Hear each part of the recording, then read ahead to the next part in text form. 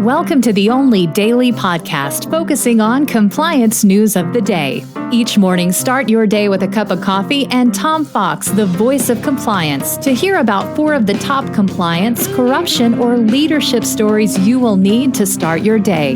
The Daily Compliance News is a production of the Compliance Podcast Network.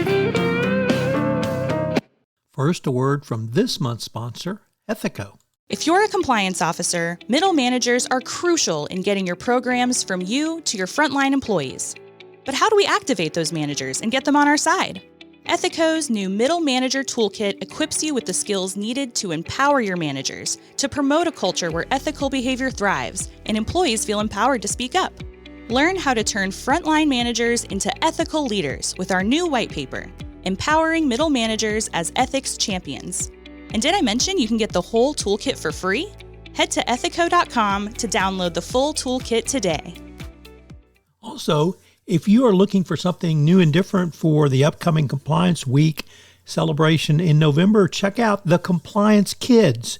It's my 3-book children's series on compliance and compliance professionals for children. But they make great gifts and great training tools for your employees. You can check it out on Amazon.com. We've linked to it in the show notes. The Daily Compliance News for November 1, 2024, the Day of the Dead edition. Our first story comes to us from the Wall Street Journal, Markets and Finance, which report that audit reports matter after all, courts of appeals say.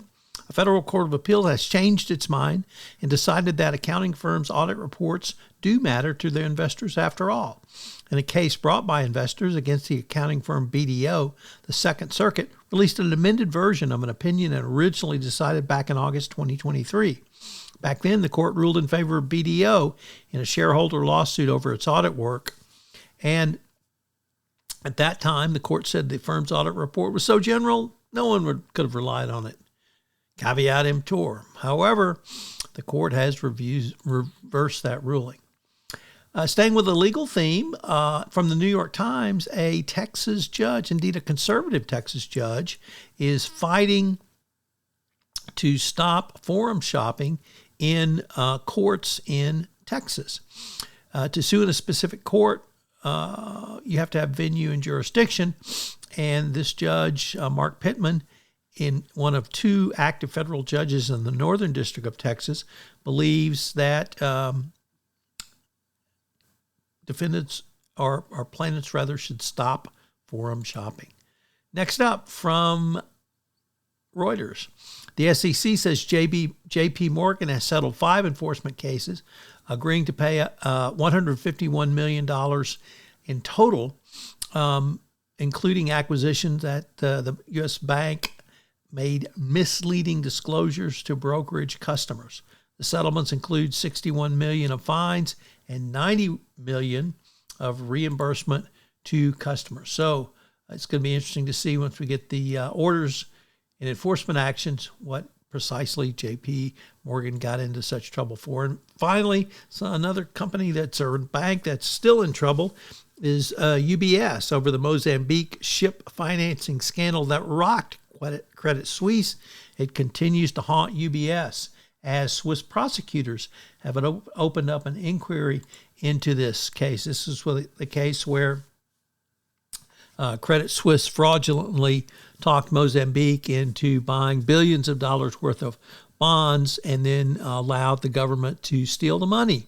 Sound familiar? 1MDB, but with tuna boats.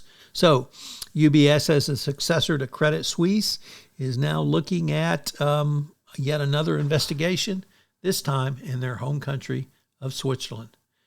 Happy Day of the Dead, everyone.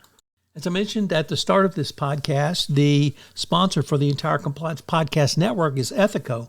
Well, Ethico has a great new offering this month for you, a toolkit for middle managers. This is something that you, as the compliance professional, can use to move your compliance program forward by giving middle managers the skills necessary to answer a call for speak up or when someone comes in their office and raises a concern.